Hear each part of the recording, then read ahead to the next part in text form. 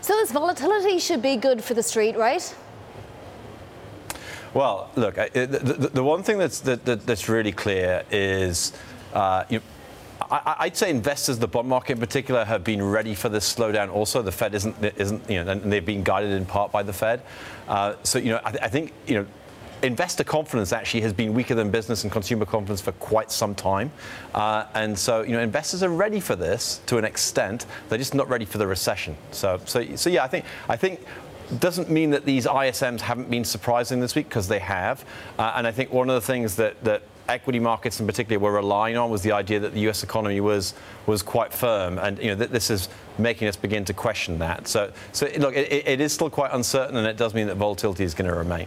Isn't the problem here that we are relying on a single engine, and that is the US consumer, almost for global growth?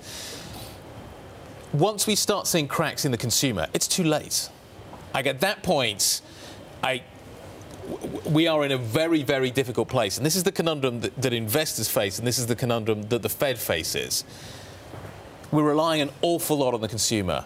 Any hint, the market's going to jump all over it. Yeah, I mean, look, it isn't just the consumer in the sense that I think looking at how Chinese stimulus is playing through the Chinese economy is important also. But in general, you're right. We're very reliant on the consumer, and I think that's. But again, I think investors are kind of prepared for that, which is why most of the money this year has gone into fixed income, not into equities. There hasn't been as much chasing of returns in equities as there has been in rates, and so I think there's an acknowledgement that global growth is rolling over, and it's kind of running on primarily one engine, which is the US consumer. Given what's going on in Washington right now, the president may be looking for a win. One win that would certainly drive the stock market higher would be a deal with China. What would a deal with China be worth on the S&P? 10%? Wow. 5%?